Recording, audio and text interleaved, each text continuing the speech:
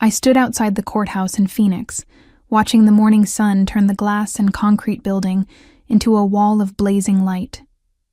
My hands were shaking. Not from fear, exactly, but from the sheer weight of what I was about to do. I was 32 years old, and I was suing my own father. The family textile business had been my mother's legacy. She had built it from nothing in the late 90s, turning a small operation into a thriving enterprise that supplied fabrics to boutique hotels and high-end restaurants across the Southwest. When she died 3 years ago, she left detailed instructions in her will. Half the business was mine. The other half went to my father, Gregory, with the understanding that we would run it together. That understanding lasted exactly 6 months. Gregory had always been charming. My mother used to call him her silver-tongued devil, laughing as she said it, not realizing how accurate the description was. He had worked in sales for most of their marriage, traveling constantly, always coming home with stories and gifts and promises. My mother ran the business. He just enjoyed the fruits of her labor. After she died, he moved into the executive office like he had built the place himself. Within weeks, he started making changes. He brought in his girlfriend, a woman named Veronica who was barely older than me, and gave her a senior management position despite her having zero experience in textiles. He renegotiated contracts without consulting me, cut relationships with suppliers my mother had worked with for decades, and started funneling money into side projects that had nothing to do with our core business. I tried to work with him. I really did. I scheduled meetings, prepared presentations, brought data showing how his decisions were hurting our profit margins. He smiled through every conversation, nodded at appropriate moments, and then did exactly what he wanted. The final straw came 8 months ago. I discovered he had taken out a substantial loan against the business without my knowledge or consent, using forged documents that included my signature. When I confronted him, he laughed. Actually laughed. "You think you understand business because your mother left you some papers?" he said, standing in the office that should have been half mine. "I have been making deals since before you were born. This company needs real leadership, not a girl playing dress-up in her dead mother's shoes." That was when I knew. He was never going to respect me. He was never going to honor my mother's wishes. He was going to take everything, and he was going to smile while doing it. So I hired a lawyer, a good one. His name was Douglas, and he came highly recommended by a friend who had gone through a complicated business dissolution. Douglas reviewed the case and told me I had solid grounds. The will was clear. The forged documents were provable. We could win this. I filed suit 3 months ago. Gregory responded by lawyering up with an entire firm and launching a counteroffensive that included character assassination, claims that I was mentally unstable, and assertions that I had been stealing from the company. None of it was true, but truth did not seem to matter much anymore. The case moved faster than I expected. Gregory pushed for an early trial date, and his lawyers seemed confident. Too confident. I did not understand why, until Douglas did some digging and discovered the name of the judge assigned to our case. Judge Harrison Whitmore, old friend of my father's, golf buddy. They had known each other for 30 years. Douglas filed an immediate motion for recusal, arguing the obvious conflict of interest. The motion was denied. Judge Whitmore claimed that his friendship with Gregory would not impact his impartiality. He would judge the case on its merits alone. I felt the ground shift under my feet when I heard that. The system I had believed in suddenly seemed rigged. But Douglas told me not to panic. We had a strong case. Documentation. Witnesses. Even a biased judge would have trouble ignoring facts. I wanted to believe him. I tried to believe him. But as I stood outside the courthouse that morning, watching lawyers and plaintiffs and defendants stream through the doors, I felt certain I was about to lose everything my mother had built. I took a deep breath and walked inside. The courtroom was smaller than I expected. I had seen enough legal dramas on television to picture something grand and imposing. But this was just a functional room with wood paneling and fluorescent lights. The judge's bench sat elevated at the front. The witness stand was to the right. 2 tables faced the bench, one for the plaintiff and one for the defendant. My father sat at the defendant's table with 3 lawyers. He wore an expensive suit, navy blue with a subtle pinstripe. His silver hair was perfectly styled. He looked like a man who owned the room. When I walked in, he glanced at me briefly, his expression completely neutral, then turned back to whisper something to the lead attorney. They both chuckled. I sat down next to Douglas at the plaintiff's table. My hands were still shaking, so I folded them in my lap where no one could see. "Remember," Douglas whispered, "we present our evidence clearly and calmly. The facts are on our side." I nodded, not trusting my voice. Judge Whitmore entered exactly at 9 a.m. He was a tall man in his late 60s, with a stern face and gray hair. Everyone stood. He settled into his chair, adjusted his glasses, and looked down at the papers in front of him. "We are here today for the case of Julia versus Gregory regarding ownership disputes of Summit Textile Company," he said, his voice carrying easily through the room. "I have reviewed the briefs from both parties. We will begin with opening statements. Counsel for the plaintiff, you may proceed." Douglas stood and delivered a clear, methodical opening statement. He outlined my mother's will. He explained how Gregory had systematically excluded me from business decisions despite my legal ownership stake. He referenced the forged loan documents. He laid out a timeline of events that painted a picture of deliberate fraud and manipulation. I watched Judge Whitmore's face as Douglas spoke. The judge's expression never changed. He took notes, occasionally glancing up, but gave away nothing. When Douglas finished, the lead attorney for my father stood. His name was Vincent, and he had the kind of smooth confidence that came from decades of courtroom victories. He smiled at the judge, nodded respectfully, and began speaking. "Your Honor, what we have here is a sad case of a grieving daughter who cannot accept that business requires tough decisions. Gregory has run Summit Textile with skill and dedication, maintaining profitability in a challenging market. The plaintiff, while well-meaning, lacks the experience and temperament for executive leadership. Her claims of fraud are baseless. The loan in question was properly authorized. And as for excluding her from decisions, well, one cannot exclude someone who rarely showed up to participate." It was a lie. A complete brazen lie. I had been showing up every single day, fighting for a voice in decisions, keeping meticulous records of every meeting I was barred from, every email that went unanswered, every proposal that was ignored.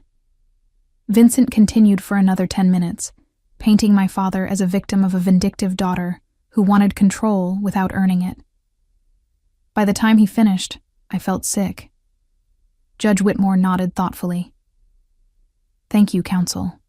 We will now hear testimony. Plaintiff's first witness." The morning proceeded with agonizing slowness. Douglas called witnesses who testified about my mother's intentions, my involvement in the business, and the suspicious circumstances around the loan. Each witness was solid. Their testimony was clear. But I could see it in Judge Whitmore's face. The subtle skepticism. The way he interrupted my witnesses with pointed questions, but let my father's witnesses speak uninterrupted. The small gestures that signaled whose side he was on. During a recess, I pulled Douglas aside in the hallway. "He is not listening to us." Douglas looked tired. "I know, but we keep presenting our case. We create a record. If he rules against us unfairly, we appeal. An appeal takes months, years maybe. The business could be destroyed by then. I know, Julia, I am sorry, but we have to play this through." The afternoon session was worse.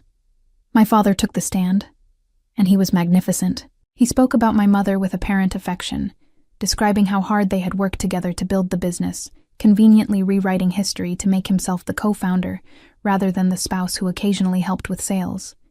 He talked about his concerns for the company after my mother died, how he had tried to guide me but found me resistant to advice and emotionally unstable. "I love my daughter," he said, looking directly at Judge Whitmore with perfect sincerity. "But love does not qualify someone to run a complex business. I have tried to protect what my late wife built. That is all I have ever tried to do." I wanted to scream, but I sat perfectly still, my fingernails digging into my palms. Douglas cross-examined him, asking pointed questions about the forged signatures, about decisions made without consulting me, about money moved without proper authorization. My father had an answer for everything. The signatures were not forged. I had signed documents and forgotten.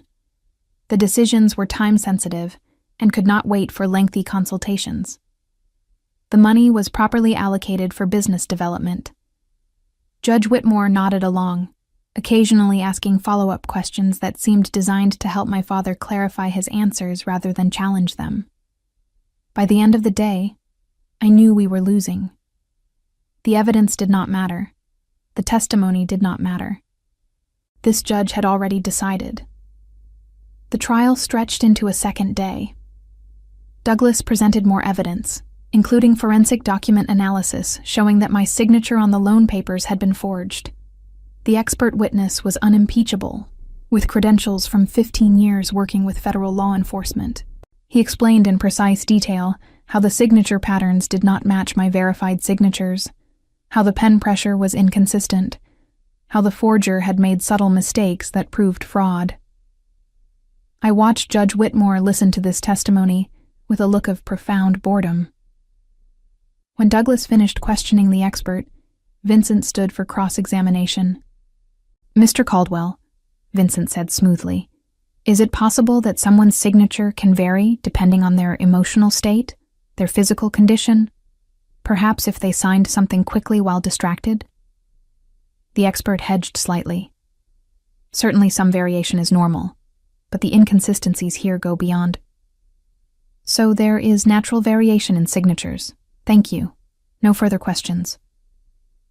Judge Whitmore nodded, as if this somehow invalidated the entire expert testimony. During lunch recess on the second day, I sat alone in a small park near the courthouse.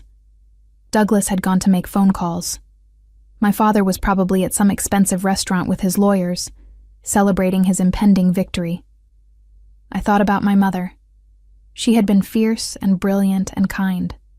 She had worked 16-hour days to build something lasting, something she could pass to me.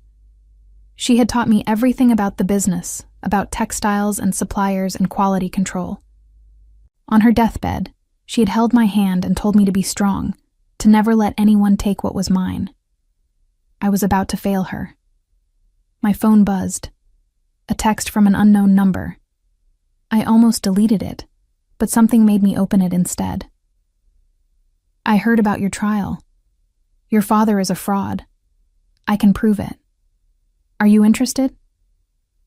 I stared at the message for a long moment. It could be spam. It could be a trap. It could be someone looking to exploit my desperation. I texted back, "Who is this?" The response came immediately. "Someone who used to work with Gregory. Someone he screwed over just like he is screwing you. I have documentation, recordings, things that will change everything. Meet me tonight." I should have told Douglas. I should have been cautious, but I was drowning, and someone had just thrown me a rope. We arranged to meet at a coffee shop across town at 7 p.m. I told Douglas I needed the evening to decompress and would be ready for the final day of trial tomorrow. He looked concerned, but did not push. The coffee shop was nearly empty when I arrived.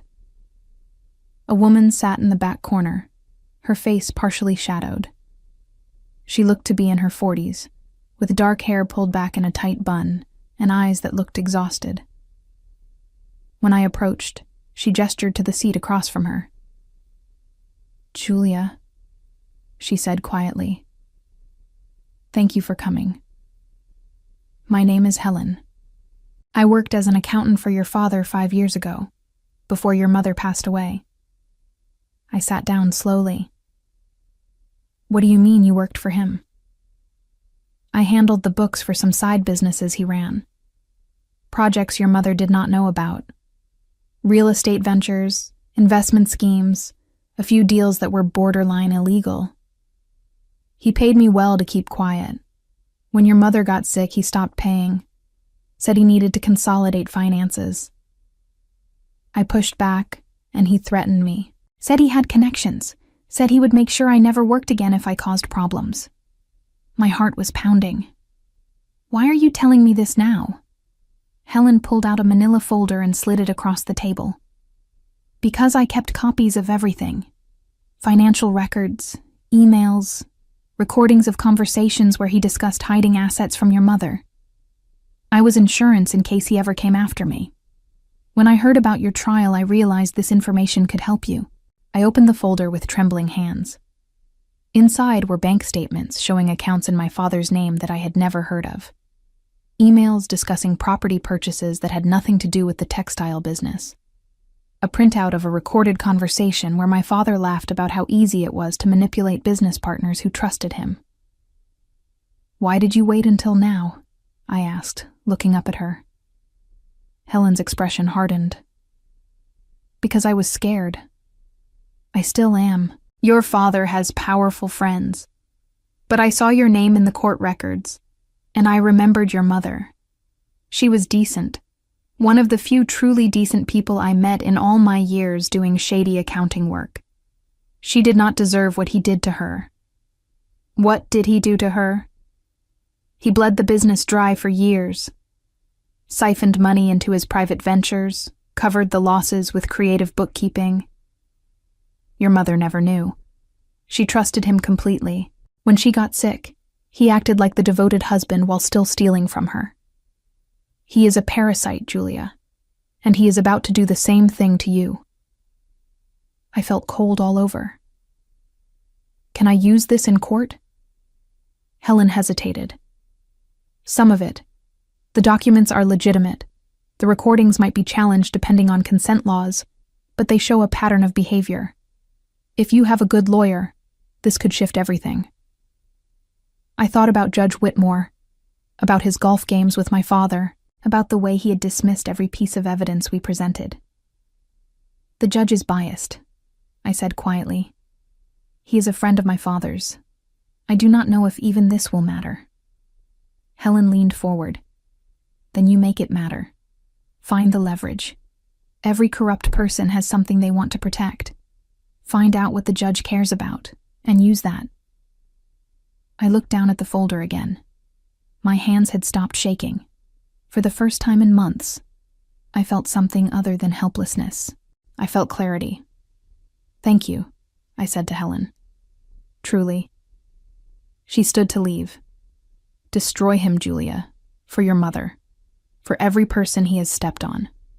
Make him pay. I sat in that coffee shop for another hour, reading through every document, memorizing every detail. Then I pulled out my laptop and started researching Judge Harrison Whitmore. I barely slept that night. I sat at my kitchen table until 3 a.m., laptop glowing in the darkness, digging through everything I could find about Judge Harrison Whitmore. Public records, court decisions, news articles, social media posts from family members. I was looking for anything that might explain his relationship with my father, anything that might give me leverage. What I found was a distinguished career, 3 decades on the bench, respected in the legal community. A wife, 2 adult children, 4 grandchildren. He sat on the board of several civic organizations. By all public accounts, he was exactly what a judge should be. But then I found something interesting. A series of property transactions from 8 years ago. Judge Whitmore had purchased a vacation home in Sedona. The price was listed as $400,000, which seemed reasonable for the area. But when I cross-referenced the property records with the seller's information, I noticed something odd. The property had been owned by a limited liability company. I dug deeper, tracing the ownership structure through multiple layers of corporate filings. It took hours of tedious research, following breadcrumbs through business registrations and tax documents. At 4 a.m., I found it. The LLC that sold Judge Whitmore his vacation home was ultimately owned by a holding company that my father had a stake in. Not a large stake, just enough to be involved, but not enough to draw immediate attention. My father had essentially facilitated the sale of a property to Judge Whitmore. On its own, that might mean nothing. Real estate transactions happen. But the timing was interesting. The sale had occurred shortly before a case involving one of my father's business associates came before Judge Whitmore's court. That case had been decided favorably for the associate. It still was not quite enough. I needed more. Something definitive. I pulled out the documents Helen had given me and started going through them again, this time specifically looking for any mention of Judge Whitmore, or property deals, or anything that connected my father's various schemes to the judge. On page 47 of a dense financial statement, I found it. A notation about a consulting fee paid to a company called Whitmore Advisory Services. The amount was $75,000, paid 3 years ago. The notation was vague, labeled simply as legal consultation. I searched for Whitmore Advisory Services. It took some effort, but I eventually found the business registration. The company was owned by Harrison Whitmore Jr., the judge's son. I sat back in my chair, my heart racing.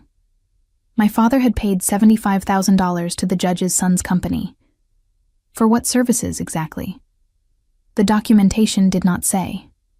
But the payment had been made, and it had been substantial. I needed to verify this was the same person. I searched for Harrison Whitmore Jr. and found him on LinkedIn. He worked in business consulting, whatever that meant. His profile was generic, filled with buzzwords about synergy and strategic development. But his education and location matched. This was definitely the judge's son. I took screenshots of everything: the property transaction, the payment to the son's consulting company, the timeline showing how these financial entanglements preceded favorable legal outcomes for my father's associates. It still might not be enough to prove corruption. Lawyers would argue coincidence. But it was enough to create serious questions, enough to demand answers, enough to threaten the judge's reputation if examined too closely. Douglas arrived at the courthouse at 8 a.m. I met him outside and pulled him aside. "I have something," I said quietly. "Something big." I showed him the documents. His eyes widened as he read through them, his expression shifting from confusion to shock to grim understanding. "Where did you get this?" he asked. "A former employee of my father's, someone with detailed knowledge of his business dealings." Douglas was quiet for a long moment. "This is explosive. If we present this in court, it could derail the entire trial. The judge would have to recuse himself. We might get a mistrial. But Julia, we need to be absolutely certain about this. If we make these accusations and they are proven false, we could face sanctions. Worse, we could destroy our credibility." "I am certain," I said. "I spent all night verifying every detail. The property sale is public record. The payment to the son's company is documented in my father's financial statements. The timeline is damning." Douglas nodded slowly. "Then we use it. But we need to be strategic. If we come out swinging with accusations, the judge will shut us down. We need to introduce this information carefully, in a way that forces him to confront it." "How?" I asked. "During closing arguments, I will reference irregularities in how this case has been handled. I will mention concerns about potential conflicts of interest. And then, if the judge tries to dismiss those concerns, you will respectfully request to address the court directly. You will speak calmly and factually, presenting the evidence without direct accusations. Let the implications speak for themselves." I felt nervous and energized at the same time. What if he still tries to rule against us? Douglas smiled grimly. "Then we have enough to file an immediate appeal with grounds for judicial misconduct. This becomes a much bigger case, one that attracts attention. Judges do not like that kind of attention." We walked into the courthouse together. My father was already at the defense table, looking relaxed and confident. When he saw me, he smiled slightly. He thought he had already won. Judge Whitmore called the court to order at 9 a.m. exactly. "We will proceed with closing arguments," he announced. "Counsel for the defense, you may begin." Vincent stood and delivered a polished closing argument, He summarized the case as a family dispute blown out of proportion by a daughter who lacked business acumen and blamed her failings on her father.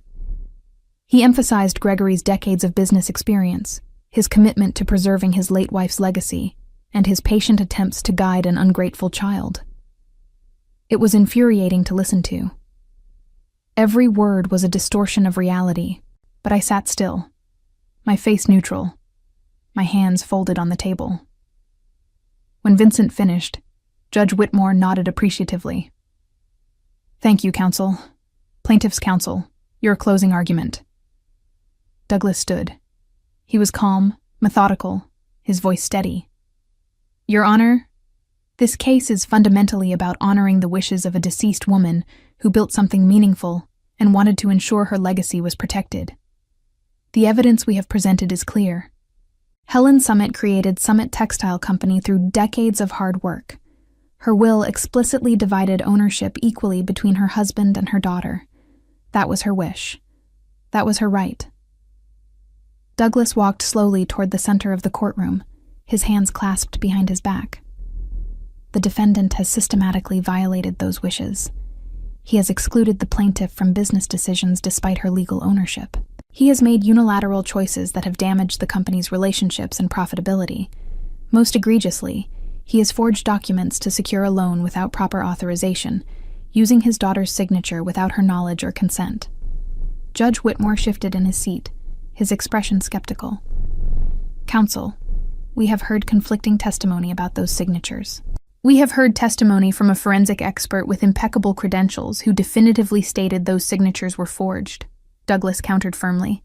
"The defendant's explanations have been inconsistent and self-serving. The evidence speaks for itself." I watched the judge's face. He was not convinced. Or rather, he did not want to be convinced. Douglas continued. "This court has a responsibility to uphold the rule of law and protect legitimate property rights. Julia is not asking for charity or special treatment. She is asking for what her mother explicitly left her. What she has earned through years of dedication to the business. What is legally and morally hers." He paused, letting the words settle. "However, I must note something troubling about these proceedings. Throughout this trial, we have observed certain irregularities in how evidence has been weighed and testimony has been evaluated. Plaintiff's witnesses have been interrupted with skeptical questioning, while defense witnesses have been allowed to speak freely without challenge. Our expert testimony has been dismissed, while anecdotal claims from the defendant have been accepted without scrutiny." Judge Whitmore's expression darkened. "Counsel, are you questioning this court's impartiality?" "I'm noting a pattern that gives us concern, Your Honor, a pattern that suggests potential bias." The courtroom went very quiet. My father sat forward at the defense table, his confident expression faltering slightly. Vincent looked alert, sensing danger. Judge Whitmore's voice was ice. "That is a serious accusation, counsel. Do you have any basis for such a claim beyond your dissatisfaction with how I have ruled on objections?" This was the moment. Douglas glanced back at me, a question in his eyes. I nodded. "Your Honor, we have recently become aware of information that raises questions about potential conflicts of interest in this case. Information that suggests a pre-existing relationship between yourself and the defendant that goes beyond casual social acquaintance." "I have already addressed this," Judge Whitmore snapped. "Mr. Gregory and I are social acquaintances. That does not constitute a conflict of interest." "The relationship appears to be more substantial than that, Your Honor. We have documentation showing financial transactions between entities controlled by the defendant and entities connected to your family." The temperature in the room seemed to drop 20 degrees. My father went rigid in his seat. Vincent whispered something urgent to him. Judge Whitmore's face flushed red. "What exactly are you implying, counsel?" Douglas remained calm. "I am not implying anything, Your Honor. I am simply stating that we have discovered information that creates an appearance of impropriety. Out of an abundance of caution and respect for the integrity of these proceedings, we believe this information should be disclosed and examined." "This is outrageous," Judge Whitmore said, his voice shaking slightly with anger. You are making vague accusations without presenting any actual evidence. I could hold you in contempt for this. We have evidence, Your Honor. We did not want to present it publicly without giving you an opportunity to address the situation appropriately. But if necessary, we are prepared to submit it to the record. Judge Whitmore stared at Douglas for a long moment. I could see the calculation happening behind his eyes. He was trying to determine if Douglas was bluffing, how much we actually knew, what the consequences would be if this became public. "Approach the bench," he said finally. Both counsel, Douglas and Vincent, walked to the bench. They spoke in low voices for several minutes. I could not hear what was being said, but I could see Vincent's incredulous expression and Judge Whitmore's carefully controlled anger. Finally, they stepped back. Judge Whitmore looked at the court reporter. "We are going off the record." The court reporter stopped typing. Judge Whitmore turned his attention to me. "Miss Julia, your counsel has made some serious claims. Before I rule on their relevance, I want to hear directly from you. Do you believe you have evidence of impropriety involving this court?" I stood up slowly. My legs felt unsteady, but my voice was clear. "Yes, Your Honor, I do." "And what is the nature of this evidence?" I looked at my father. He was staring at me with an expression I had never seen before. Not anger, fear. "I have financial records showing that my father paid $75,000 to a consulting company owned by your son 3 years ago. I have property records showing that you purchased a vacation home through an LLC partially owned by my father at a price that appears favorable. And I have a timeline showing that these transactions coincided with legal matters involving my father's associates being decided favorably in your courtroom." The silence that followed was absolute. No one moved. No one breathed. Judge Whitmore's face had gone from red to pale. "Those are serious allegations." "They are documented facts, Your Honor. I have screenshots, financial statements, public records. I did not want to bring this forward. I wanted to believe this trial would be decided on merit. But I cannot stand by and watch my mother's legacy stolen through a corrupt process." Vincent stood up. "Your Honor, this is clearly a desperate attempt to undermine these proceedings. The plaintiff has no proof of any impropriety, only coincidental business transactions that—" "Sit down, counsel," Judge Whitmore said quietly. Vincent sat. Judge Whitmore looked at me for a long moment. Then he looked at my father. Then he looked down at his hands. "We are in recess," he said finally. "I need to review this situation. Court will reconvene in 1 hour." He stood and walked out of the courtroom without another word. The next hour felt like a week. Douglas and I sat in a small conference room down the hall from the courtroom. He was reviewing his notes, preparing for whatever would happen next. I sat staring at the wall, my mind racing. "You did well," Douglas said quietly. "That took courage. I just told the truth. Truth is not always safe. Powerful people do not like being exposed." I thought about my father, sitting in that courtroom with his lawyers, realizing that his carefully constructed victory was falling apart. I wondered what he was thinking, if he felt any regret, if he understood that his own greed and arrogance had brought him to this moment. Probably not. People like him never really understood. My phone buzzed. Another text from the unknown number. "Helen. I heard what happened. Well done. But be careful. Your father will be desperate now. Desperate people are dangerous." I texted back. "Thank you for the warning.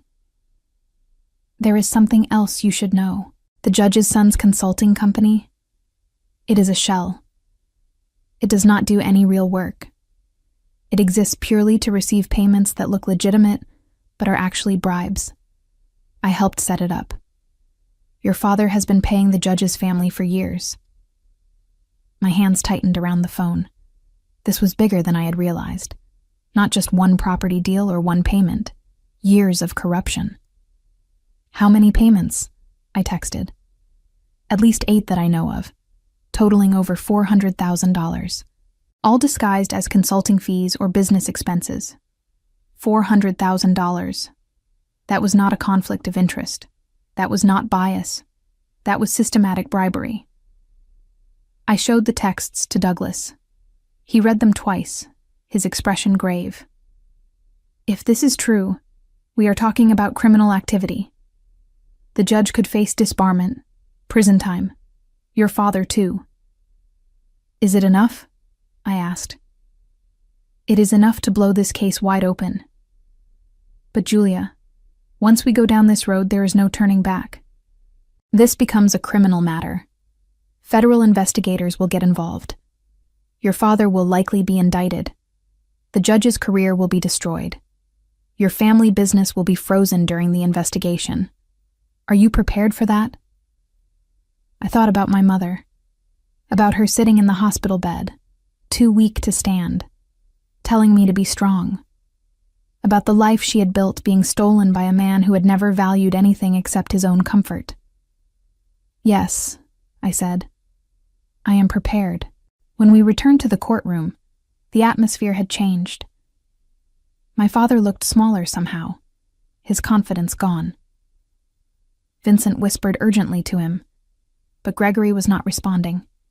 He just stared straight ahead, his jaw clenched. Judge Whitmore entered and took his seat. He looked like he had aged a decade in the past hour. After reviewing the situation, he began, his voice strained, I have determined that there are sufficient concerns about potential conflicts of interest to warrant further examination. In the interest of judicial integrity, I am declaring a mistrial.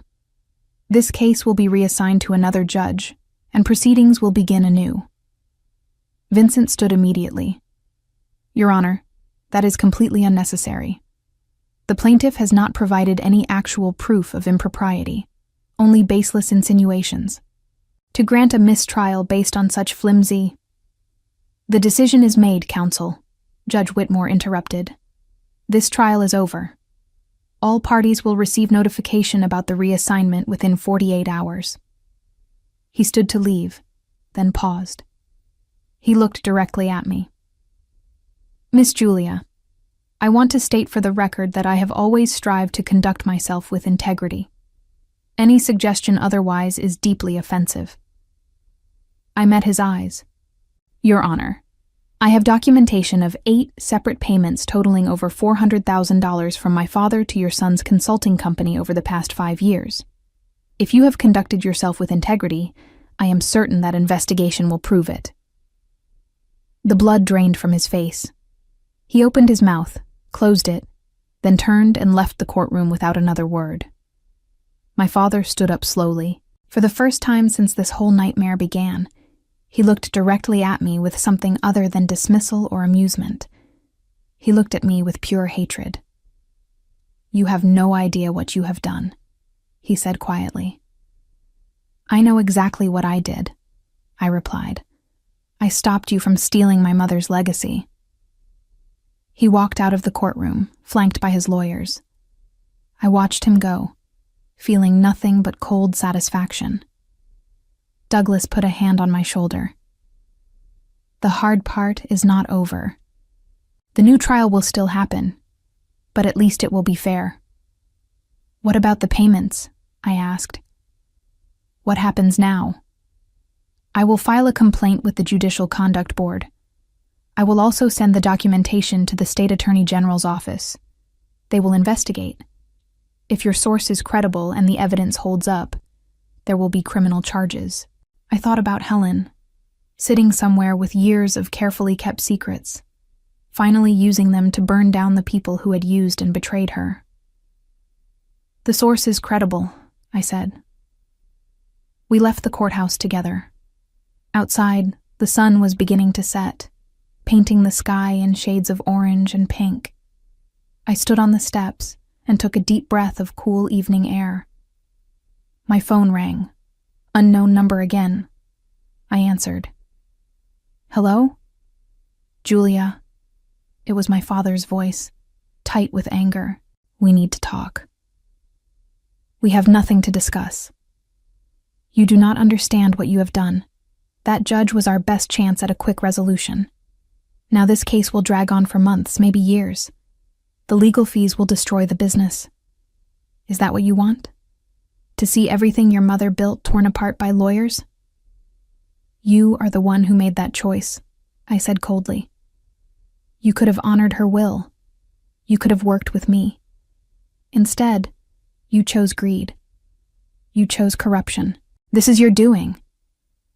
I am giving you one chance to fix this. Drop the complaint against Whitmore. We will settle the business dispute privately. You get 30% ownership and a position on the board. Final offer. I want what my mother left me. 50%. Equal partnership. Or we do this in court with a judge you did not buy. He was silent for a moment. You are making a mistake. No, I am correcting one. I hung up. Douglas was watching me carefully. Are you all right? I am better than all right, I said. For the first time in 3 years, I feel like I am honoring my mother properly. Not by being quiet, not by accepting scraps, but by fighting. He smiled. She would be proud. We walked to our cars. As I drove home through Phoenix traffic, I felt the weight of the past months lifting slightly. The battle was not over, but I had won this round. I had exposed the corruption. I had forced the system to acknowledge its flaws, and I had done it by refusing to be silenced. The news broke 3 days later. A local investigative journalist got hold of the story about Judge Whitmore and the payments from my father. The headline read, "Prominent Phoenix judge under investigation for bribery allegations." The article detailed the payments to the judge's son, the property transactions, and the pattern of favorable rulings for my father's associates. It mentioned my case specifically as the catalyst for the investigation. Within hours, it was picked up by state media. By evening, it was national news. My phone would not stop ringing. Reporters wanting interviews. Old business associates of my mother calling to express support. Even a few lawyers offering their services if I wanted to pursue additional legal action against my father. Douglas called me that evening. The State Attorney General's office has opened a formal investigation. They want to interview you about the documents you provided. They also want to speak with your source. I will reach out to her, I said. Julia, this is good news. The attention means they have to take it seriously. But it also means your father is going to come at you hard. He is facing potential criminal charges. People in that position become dangerous. I can handle it. I know you can. Just be careful. I called Helen that night. She answered on the first ring. I saw the news, she said. Impressive work. The Attorney General wants to talk to you. Will you cooperate? There was a long pause. Yes, it is time. I have been running from this for too long. If I am going to burn my bridges with your father, I might as well burn them completely. Thank you for everything. Do not thank me yet. Your father is not going to take this lying down. He has spent decades building connections and hiding money. He will fight this with everything he has. Let him fight. I have the truth. Helen laughed bitterly. The truth is not always enough, but I hope it is this time. The new trial was assigned to Judge Patricia Holbrook, a no-nonsense woman in her 50s, with a reputation for strictly following procedure and showing no tolerance for games. The first hearing was scheduled for 3 weeks out. In those 3 weeks, my father launched a counteroffensive. His lawyers filed motions attacking my credibility, claiming I had manufactured evidence, and arguing that the mistrial was based on prejudicial and unfounded accusations. They demanded sanctions against Douglas for his conduct in the previous trial. Every motion was denied. Vincent, my father's lead attorney, withdrew from the case. 2 of the other lawyers from his firm followed. Apparently representing a client under investigation for bribing a judge was not good for their reputation. My father was forced to hire a smaller firm with less experience. I watched it all unfold with grim satisfaction. The Attorney General's investigation moved quickly. Helen provided detailed testimony about the payment structure and the shell company. Bank records were subpoenaed. Judge Whitmore's son was brought in for questioning and apparently fell apart under pressure, admitting that his consulting company had never performed actual work and existed solely to receive payments from various sources. Judge Whitmore resigned from the bench 2 weeks after the mistrial. The resignation letter cited health reasons and a desire to spend more time with family. No one believed it. 3 days after his resignation, criminal charges were filed. Bribery, corruption, wire fraud. The list was long. My father was named as a co-conspirator. The business community in Phoenix reacted with shock. My father had been a fixture at industry events for years, always charming, always connected. Now those connections were abandoning him. Former partners issued statements distancing themselves from him. The companies he had partnered with began quietly dissolving those partnerships. Summit Textile Company lost 2 major contracts. Clients did not want to be associated with the scandal. Our suppliers started demanding payment up front rather than extending credit. The business my mother had built was hemorrhaging money and reputation, but I had a plan for that. I called an emergency meeting with our remaining key employees. There were 8 of them, people who had worked with my mother for years and had stayed on despite my father's mismanagement. They gathered in the conference room, looking worried and uncertain. I stood at the head of the table. I know the past few weeks have been difficult. The company is in the news for all the wrong reasons. We have lost clients. We are facing serious challenges. But I want you to know that I am committed to saving this business. My mother built something important here, and I am not going to let it die because of my father's corruption.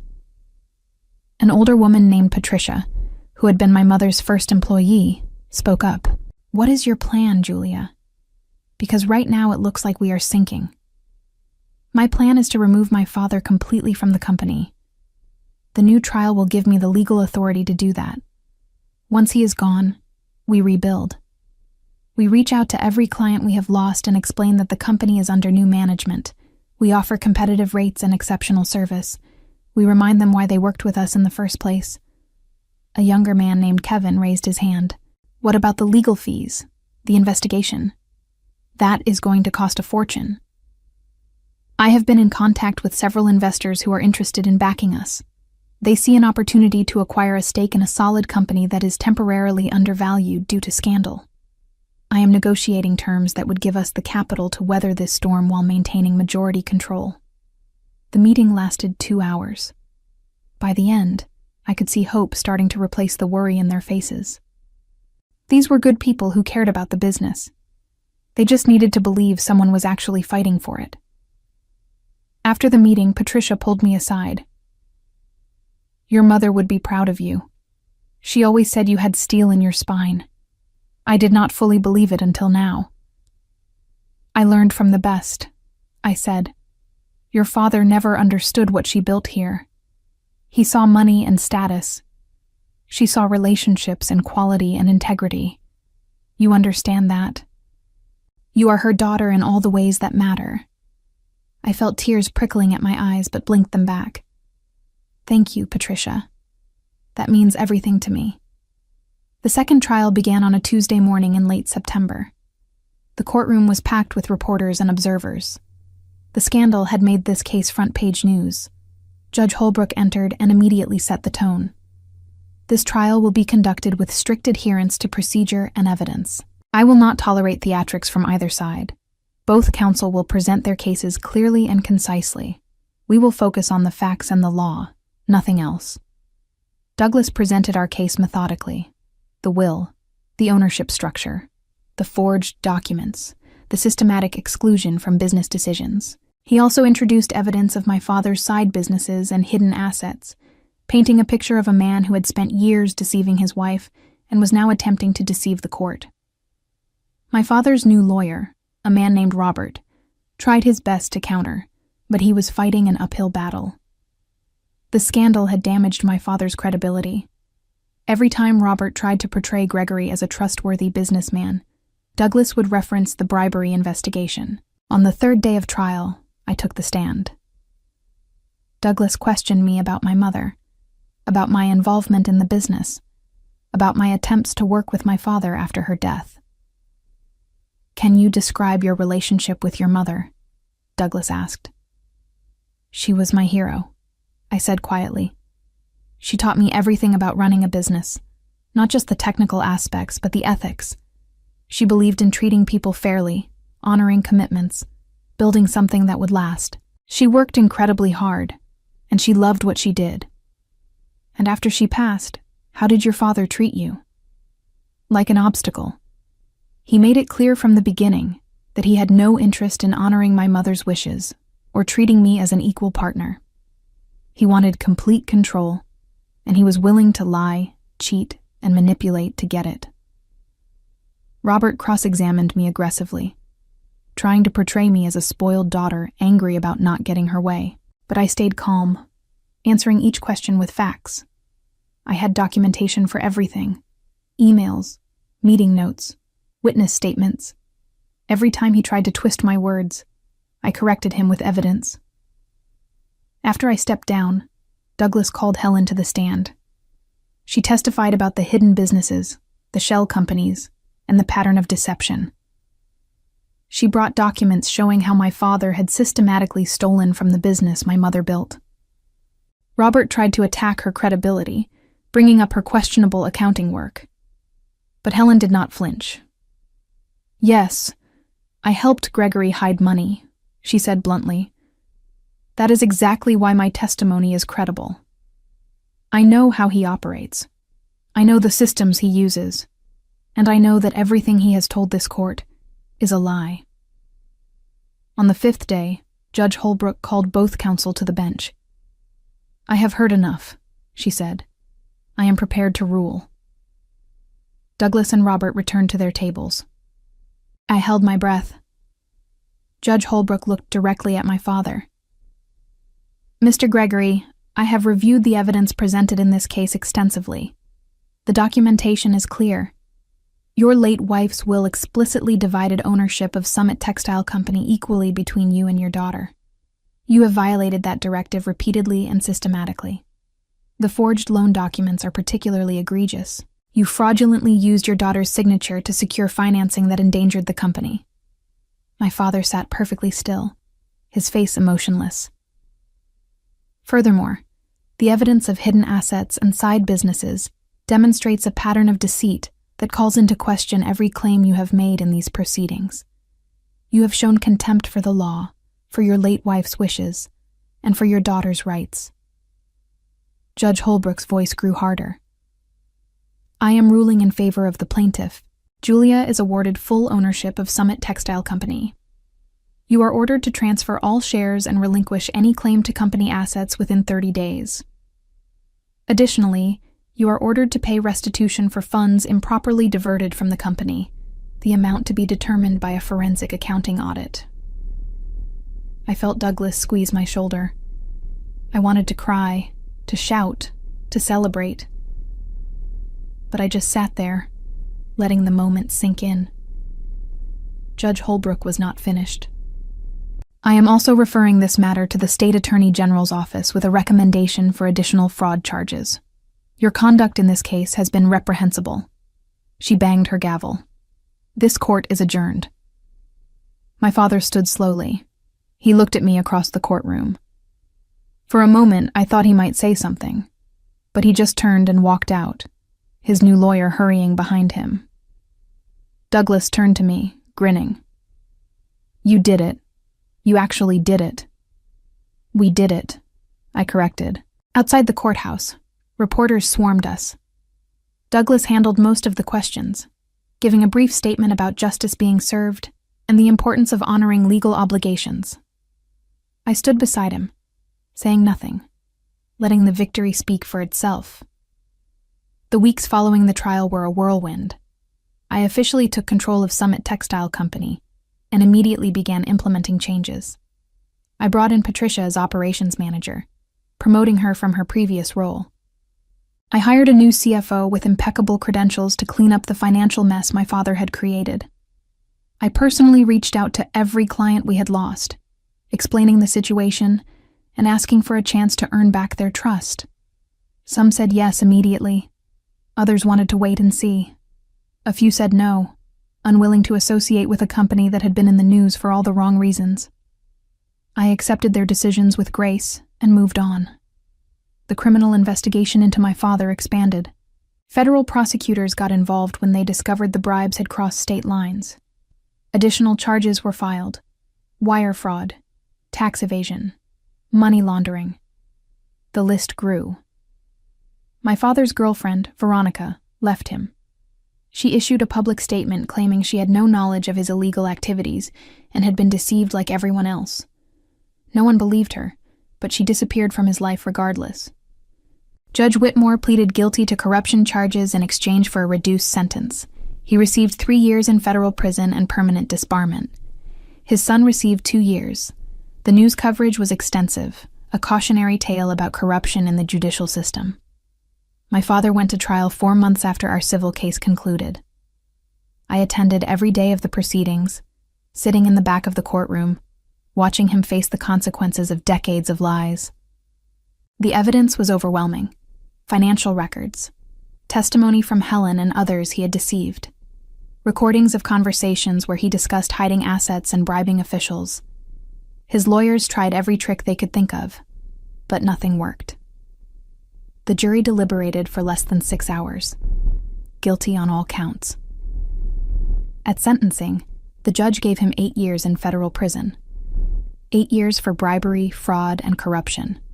His lawyers filed appeals, but they were denied. I was in my office at Summit Textile when I got the call from Douglas telling me the appeals had failed. My father was going to prison. I hung up the phone and sat quietly for a moment. I thought about my mother, about how she had trusted him completely, about how he had betrayed that trust every single day of their marriage. I thought about how close he had come to stealing everything she built, but he had not succeeded. I had stopped him. The business was recovering slowly. We had won back 3 of the clients we lost and had landed 2 new major contracts. The employees were energized, working harder than they had in years. Patricia told me it felt like the old days, when my mother had been in charge and everyone believed in what they were building. I created a scholarship in my mother's name for young women interested in textile manufacturing and business management. The first recipient was a brilliant 20-year-old from Tucson, who reminded me of myself at that age, full of passion and determination. 6 months after the trial, I stood in the factory that my mother had opened 20 years ago. The machines hummed with steady rhythm, producing beautiful fabrics that would become tablecloths and curtains and upholstery for restaurants and hotels across the Southwest. Workers moved with practiced efficiency, taking pride in their craft. Patricia walked up beside me. "We did good this month. Profit margins are up. Employee satisfaction is the highest it has been in years. Your mother would be amazed at what you have accomplished." "I just fixed what was broken," I said. "You did more than that. You saved this place. You honored her legacy in the truest way possible. Not by preserving something that was dying, but by making it live again." I thought about my father, sitting in a federal prison in Texas, stripped of everything he had valued: his reputation, his freedom, his access to the wealth he had stolen. He would be 70 years old when he got out, assuming he served his full sentence. I thought about Judge Whitmore, disbarred and imprisoned, his distinguished career reduced to a cautionary tale about corruption. I thought about all the people my father had cheated and betrayed over the years, and how they must feel knowing he was finally facing consequences. But mostly, I thought about my mother, about how she would have handled this situation. She had been strong, but compassionate, fierce, but fair. She had believed in justice, in honesty, in building something meaningful. I had fought for her legacy not with her gentle kindness, but with her hidden steel. I had learned that sometimes love means standing up, speaking out, and refusing to be silenced. I had learned that justice requires courage. The journey had been brutal, but standing there in that factory, watching the business she built thriving again. I knew it had been worth it. My father spent the next 8 years learning what powerlessness felt like. The man who had spent his life manipulating others, buying influence, and escaping consequences, found himself in an environment where none of that mattered. Fellow inmates did not care about his connections. Guards did not care about his charm. He was just another prisoner, stripped of the identity he had constructed. His assets were seized to pay restitution. His reputation was destroyed beyond repair. The business associates who had once courted his friendship now pretended they had never known him. He became a ghost, a cautionary tale, a footnote in a story about corruption and downfall. As for me, I built something my mother would have been proud of. Summit Textile Company thrived under my leadership, not because I was ruthless, but because I honored the values she had instilled in me. I treated people fairly. I built genuine relationships. I focused on quality and integrity, and every morning when I walked into the office, I felt her presence, her quiet pride in what I had become. The girl who had almost lost everything had become the woman who reclaimed it all. Sometimes I still thought about those 2 words I had whispered in that first courtroom, the words that started everything. Whitmore Advisory. Revenge, I learned, was not about cruelty. It was about truth. And truth, when wielded with precision, was the sharpest weapon of all.